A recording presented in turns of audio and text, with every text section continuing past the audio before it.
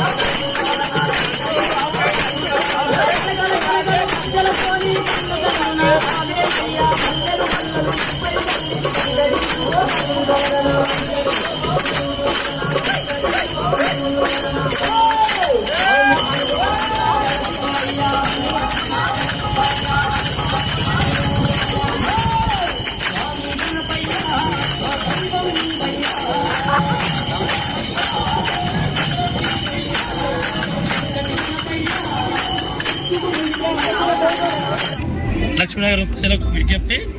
ఈరోజు శ్రీ తారకరామ పరపతి సంఘం ఆధ్వర్యంలో నవరాత్రులు పూజించుకునే గణనాథుడు ఈరోజు భజన మండలితోటి ఊరేగింపుగా యాత్ర మేము కార్యక్రమం ఇప్పుడు సుమారు 10 సంవత్సరాల కాంచెలి మరి భజన చేసుకుంటూ మేము పోతున్నాం. మరి ఎందుకంటే బ్యాండ్ కానీ డ్యాన్సులు కానీ ఉండవు, సప్పులు కానీ ఏది కానీ ఉండదు. ఎందుకంటే